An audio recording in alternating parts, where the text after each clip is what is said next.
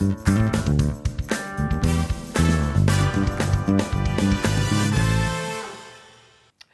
guys, welcome to Heart of the Matter. My name is Dipo Ayo Adeosi. And I am Omotayo. So, Amati, talking about practical things. Right. You know, one thing I'm beginning to find as a trend amongst people of our generation is that we seem to put God and the things about God in a box. And then there's like politics in this other box. Right. And then there's like career in this other box. And there is, you know, marriage, family. There's so many different boxes. Right. But I found a few people who seem to put God in all of the boxes. Or rather, to just like obliterate the boxes and then just put God on top of everything. Yes. Yeah. You're right. Many people do not see how God can give you practical direction. Like, oh, you're a director. How are you going to... Is God going to show you how to use your camera? Actually... He can. Actually, yes. Actually, he can. Yeah, especially with career. Yes. Career and politics. Yes, and even the little details, like the strategy, turn this way, you know, build with this, use this wood, use minute that. to minute, the day to day. Yeah, and today, we're speaking with someone who has exactly that testimony. Ighiwiyisi Jacobs, the enigma, the Jesus girl, the beloved of the Lord. She's going to come and share with us how she sees God in her craft. You don't want to miss this. Welcome back. We're talking to Ighiwiyisi Jacobs. Hi, Ighiwiyisi. How are you? I'm well. You are literally my favorite person to talk to. Oh, wow. Of everybody I've interviewed. On radio, off radio, TV, everything. You're my favorite person to talk to. Thank I love you. it, love it, love it.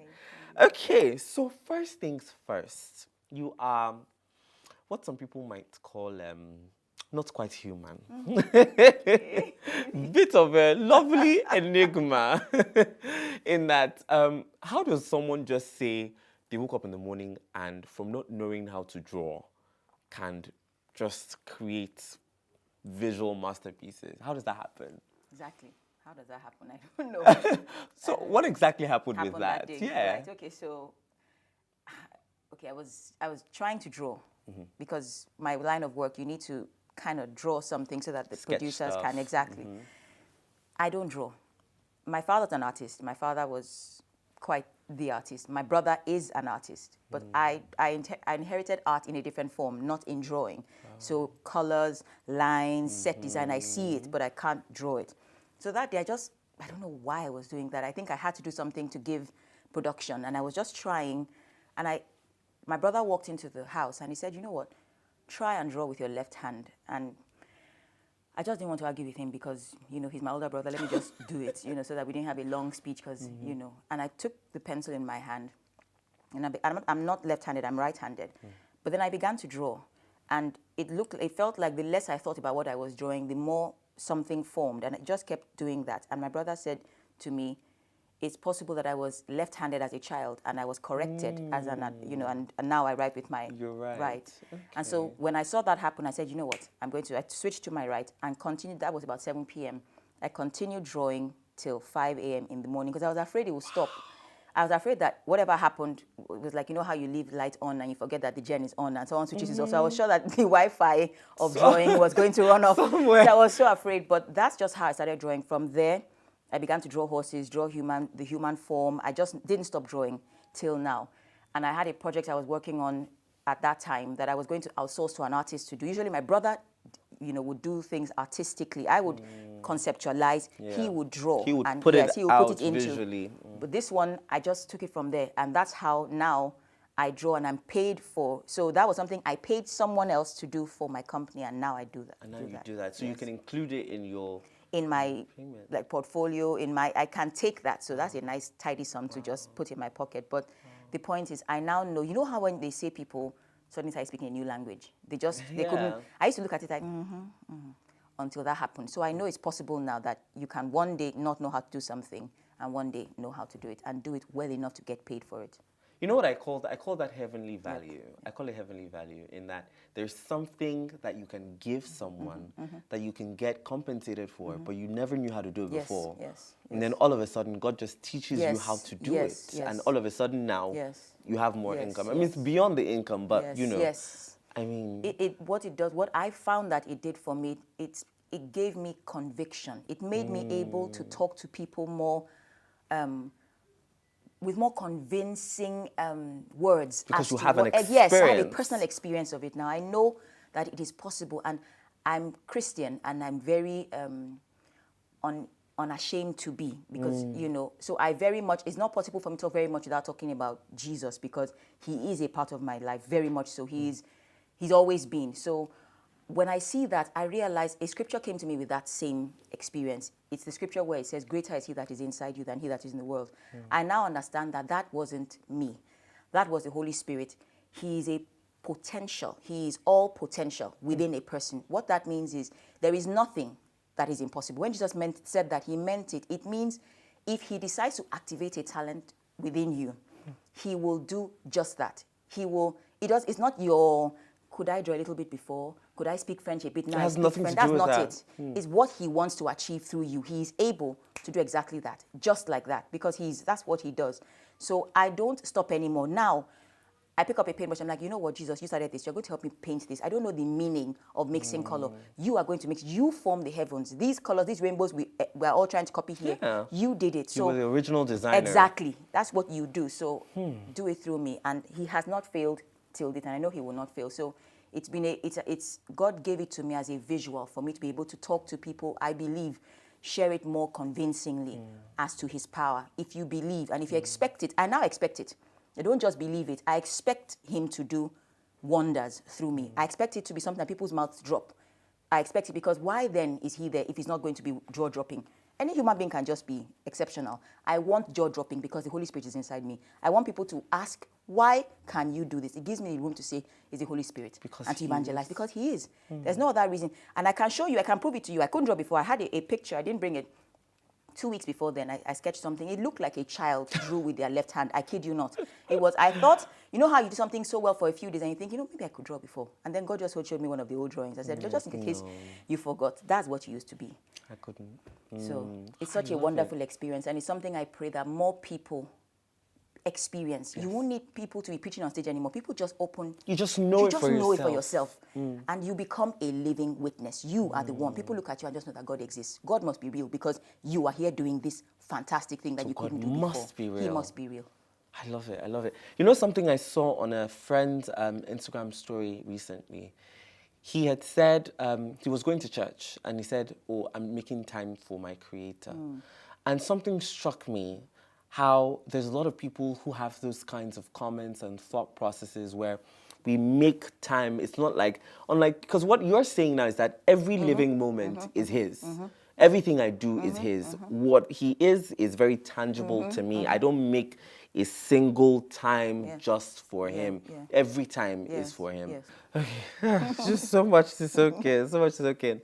Even from worship to the other things that you do, and I've been privileged to see one of your installations. Should I call it installation? Yes. Okay. I saw one at a fashion exhibition. I remember? And I called you after. Yes. And I remember because it didn't even click initially because I knew you used to do that before then. Yes. And I went to the exhibition and I just kept staring. And I was like, what is this amazingness? And then after I realized, oh my goodness, it must be. Because I don't think I've seen anyone else do stuff like that. And I've seen you do something like that for a wedding as well. Yes. How did this come about? That's Hermosa Boda. Story. Hermosa Boda was, so my sister got married, I think this is 5 years this year. She wanted a production. She didn't want flowers, she didn't want drapes, she wanted a thing. Lion King, on stage, Broadway, she wanted that. And she wanted me to do it. And I had a bit of a background in interior design, which is something that set designers usually have to have, either a background in architecture or interior design. So I did that. I didn't study it, but I'd done that at that time for about 8 years. So she called me to do it, and I said to her, I really, really would love to do it, but it will be a waste of your money because I'm going to have to buy everything from scratch. Whereas there are people who already have some things who can help you do that. So what I can do, I can script your wedding for you. I can manage the decorator and tell her this is what we want, blah, blah, blah. She said, all right, but my backdrop for my cake, you must do it. I don't care. You will do it. So I did that. What that didn't start Hermosa Boda, but it made me aware that there was a niche. There's a group of people in this country who don't want the normal thing. They don't want the normal drapes. They don't. They and just won't linen. have it, and they won't stop until they get what they want. That's more important. Some people want it, but they don't really. And there are people that will not stop. And I said, you know what? These are people I would like to cater to. Now that's one event. Fast forward, I took this. My sister and I and my whole family went away for holidays, and then I went out. I left my two boys. They were both small. One was, like still on bottle. Left him with my husband because I was going to have my day. It was my day. And I went with my sister. And so we went into, it was in Dubai, the shopper's delight. If you're a shopper, you want to go there, and just know that, so I'd gotten ready to go, so, we got there and we're just shopping. To me, we're just shopping. It's not as if anything, So I thought to myself, it's just 1 hour, okay. It was not until we came out of the mall I realized that it was dark. We got in when it was bright. So I realized that we've been there for like 9 hours. Wow. So I checked my phone and saw my husband had called me like 30 times. I didn't even check it. Yeah. So I realized, so we got home. First of all, his eyes, he was holding one son on his hand and holding that one. He was looking at me. He didn't say a word, just looking at me. I'm like, I'm so sorry. Please forgive me. He said, what did you do? I said, I just went shopping. So we came, my son and I just came with 2 bags. He said, so is this all? And, apart from the anger, he was like, so with all of it, was this all you bought? So then, and I said, no, they're coming. So the those bellmen, like 2 or 3 of them came with those trolleys, 2 ahead. So he was angry, but at least you bought something. Yeah. So when all that was said, I thought to myself, how is it possible to have been in a mall for 9 hours and not realize I'd been there for that long? And I realized there's a technique to it. It doesn't just happen. I can't be in Tejo show and be there for 9 hours and not have been there for 9 hours. No. So I noticed there are no windows. They don't have windows in malls. The ambience, the temperature is the same, the color, the light is the same. You don't realize that time has passed. That's so they put true. food, they put hotels, because Dubai people know how to do it. They put a hotel. If you want to live here, you can live here. We love you. We love your money. Stay. You're welcome. So there's a dentist, there's a hospital, there's everything in their mall. So I realized that it's a technique to keep you in and to keep you engaged. So if I left my house thinking I want to buy a purse, I leave there with a bag, a pair of shoes, a hat, and just, a few other briefcases. I didn't want to do that, but I end up doing that. It's a science. So I realized I had to bring that together. There is the art of bringing people's dreams to life in their weddings and say, you know what, I met my boyfriend, or I met him for the first time in a Fendi store. I want to create that same store as my backdrop. That's one thing.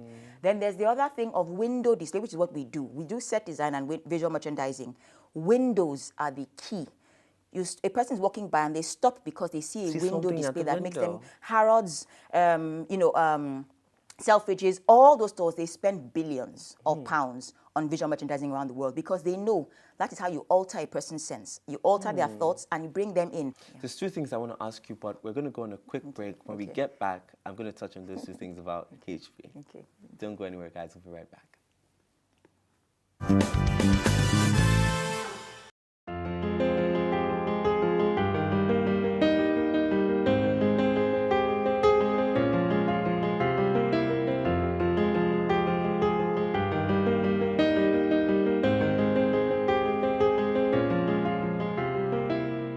I'm leaning upon this rock,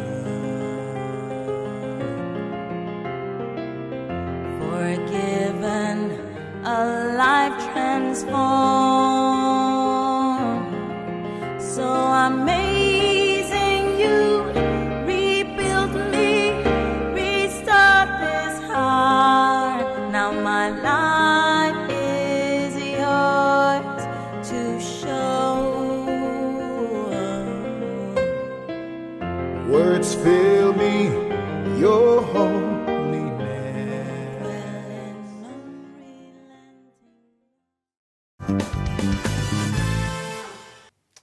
Welcome back. You're still watching Heart of the Matter, and we're still talking to Ighiwiyisi Jacobs. It's been amazing so far. Thank you for coming, Ighiwiyisi. So much wisdom in what you've been sharing so far. So before we went on the break, we're talking about Hermosa Boda. And you were talking about how in Dubai, God opened your eyes to see that, window displays and some of these sorts of things could really play a role in shaping the minds of buyers and also boosting economies of nation. Now, on that line of thought, is there any specific plans you have toward Nigeria to boost our economy? Because, like you said, it's so true. You go around even prominent commercial environments like in Lekki, like Ikeja, those sorts of places, and the window displays are so bland. so bland. It's just mannequins, and that's at least for fashion, for example. It's mannequins. We need a lot more. So is there any plan you have toward, building the economy and just adding to that value, economical value? Well, the long-term plan, and I don't know how long that long-term plan will be, but what I see happening for Nigeria, as I said before we went on break, is I believe the West, I believe the world will come, because Africa is one of the youngest populations in the world. We are virgin territory in a lot of ways. We have a lot of resource, and it's not under the ground, it's in minds of people. And one of my biggest aims is to sort of harvest potential. I see people walking around, and I look at them as almost like it's like binary. I can look at them and I'm looking and thinking, this is untapped potential. It must be brought out. And one of those things, one of the most, what's the word? Maybe amorphous types of potential is art. People finish from art and don't know what to do with art. Yes. They don't know where to go. Yeah. And Hermosa Boda is strategically positioned for that, to harvest the very best. And it's not book best, not academic best. It is the ability to learn, the ability to warp your art, take your art and use it for something that it wasn't possible to use it for, make it, more alive. That way you see that art makes money, art is fun, and art is vital to every culture. It is what keeps cultures alive. That's what brings these people to us, because our art is what makes us different. If we speak English like the West. We can fake an accent and you sound just like a British person. What makes you different is your art, your culture, yourself, your color, and not just color of skin, color of your mind, color of your art, color of your music. It's very important to show people that it's a way of life. Yeah. It's something to be proud of, and it's value. You add value and you receive value for it. It isn't something is a waste of time. People finish from art and just quickly go into business. No. Art is a stream of income, and it's a very vital one for this country. And we lost it when we stopped doing First Act 77 and stopped doing those things. Those things are vital for an economy because it's tourism. People come from all over the world to view art. So things like Disney World, and we have them all over the world. We don't have a single one of those theme parks in this country. Nigeria, that's true. It is vital for the population just to de-stress. It's part of the process. You see Google, you see they have, breakaway or breakout rooms. It's part of work. You've got to have that. So I very much would be interested and would do it free. If I am called, for example, if some part of the country, maybe Lagos, whoever says, we want to dedicate this whole place as a theme park, I would volunteer. I would bring my team. I would do it because it would be part of giving back, and it would be something to show the world that we can do. We can. I've found in my work with Hermosa Boda the hidden talent in this country. You would not believe what people can do. They're not on Instagram. They're not on YouTube, but they are doing wonderful things. They just don't have the avenue to express it. They don't know what to use it for. Cue Hermosa Boda. That's exactly what we do. Fantastic. We use them. So that's my contribution. That's my dream. Long-term, short-term is to stimulate people to show that it's possible. This art is not a waste. This art is money. This art is value. And we need it in this country. And show the people who are artists and the people who need the art, kind of bring them together. This is what Hermosa Boda is about. Nice. I'm almost, because my wheels are just turning right now, I'm thinking we can probably even get to starting with the local government and go to the offices and probably even try to get to the state government and just get them to see the potential in it, and there's so much potential, like you said. If only people would just be open to it. Some people just haven't seen it in their mind's eye, but I think we can do that. Yeah. Thank you so much. Okay, let's get a little more personal. So I know you a little bit, and I heard a little bit of your story.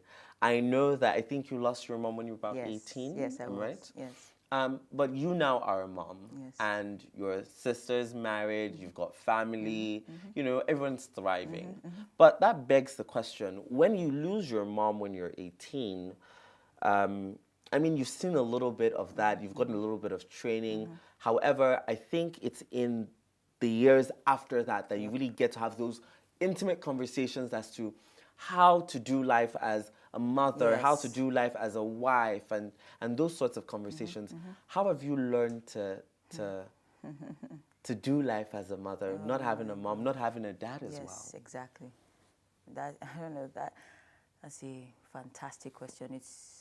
I lost her when I was 18. It was a terrible loss for me, for all of us. We all took it very hard because, like as you said, my father died when I was 1, so losing her then made us orphans, and that was something you saw in a book or you watched a film about. I didn't know, that would be for me. But like you said, and very, very insightful, that comment that kind of comes in waves. The grief, the loss you feel immediately. But the true extent of that loss does not come until you get into your... So I just said when I was 18, my 21s, my first child came when I was 24. So just being pregnant and not knowing what to expect, what the heck is going to happen. So this first month, I feel like I can hear everything. I can taste things that they're not even cooking yet. I can taste it. Mommy, what does that mean? Why is my body like this? There's no one I could. So, but God gave me my husband's mom.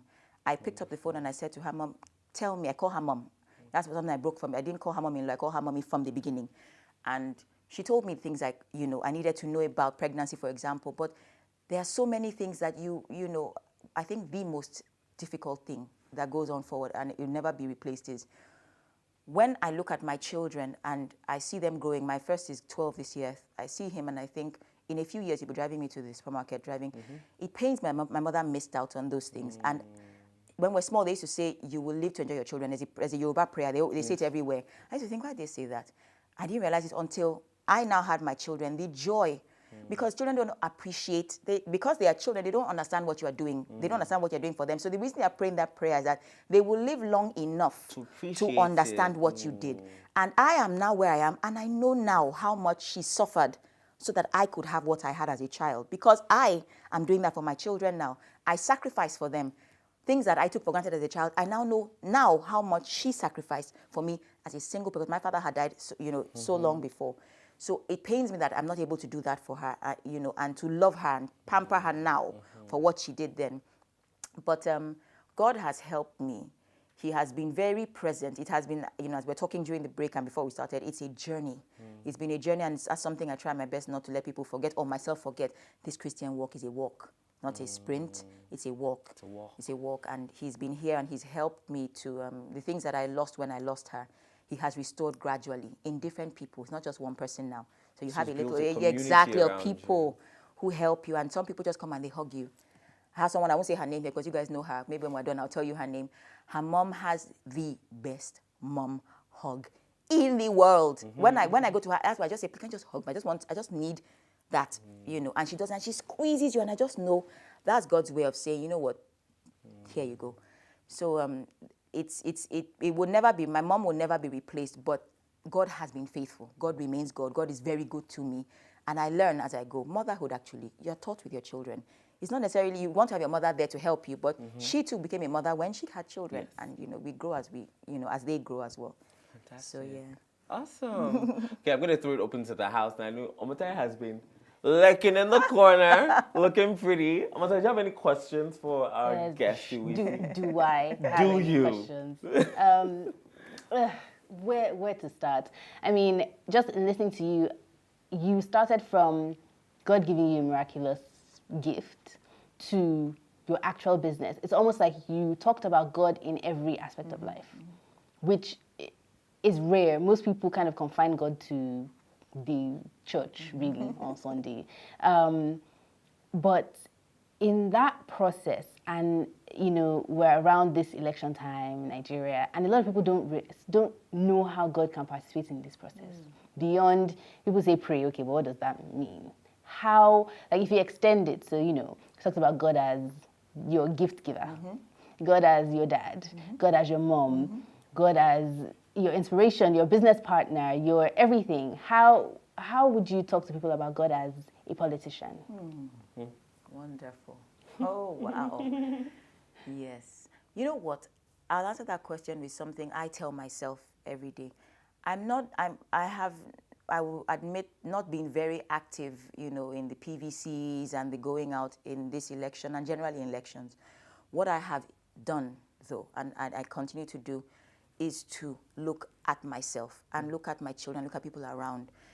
And I say to myself, if I cannot wait at a traffic light, if I cannot stop when the sign says stop, and because last mile is not there, I jump that sign, I'm not ready to run for office. If I cannot wait my turn in a queue in the supermarket because I have only one loaf of bread and the person in front of me has a whole cart, and I jump and I say, you can just, I cannot run for office. So I tell myself, regardless, you will obey these rules. It is not a matter of because you'll be rewarded for it or you'll be punished for it. You obey them because they are rules. So I found I want to teach my children to grow up with that attitude, because it's when we are taught that, when we're not taught that, we grow up to be adult versions of that.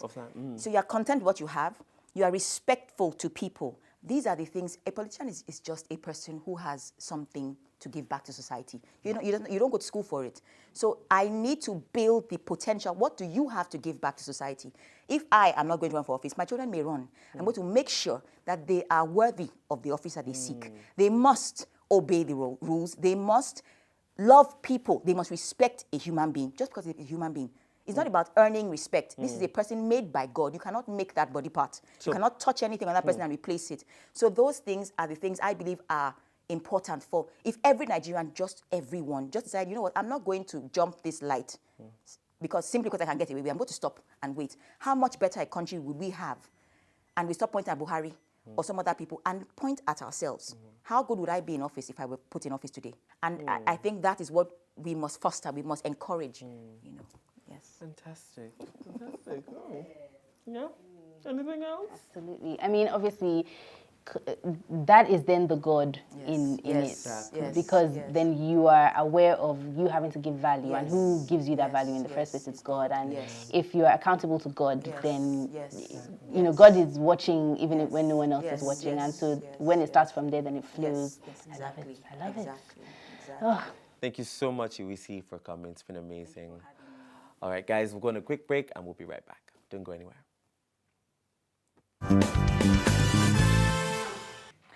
Welcome back to the heart of the matter. That was a conversation and a half. Such a breath of fresh air.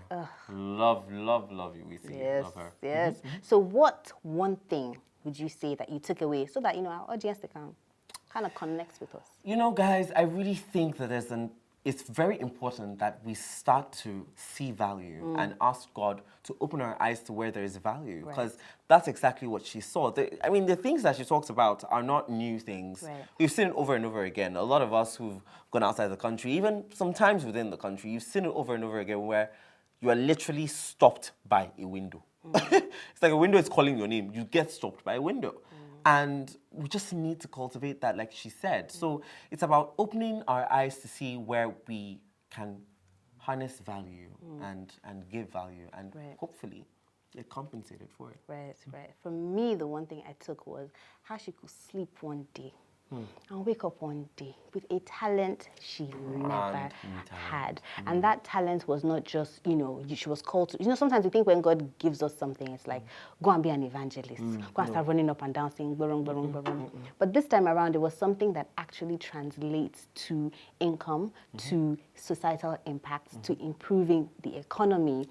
And the fact that she slept one day and woke up one day and she got that gift, that floored me. Completely floored me. Yeah. It was an amazing episode. Yes, Amazing it was. episode. All right, guys, that's all we have. But before we go, I want to make sure to tell you to follow us on social media, on Facebook and Instagram at HOTM TV, and on YouTube at HOTM channel. Until next time, God bless you.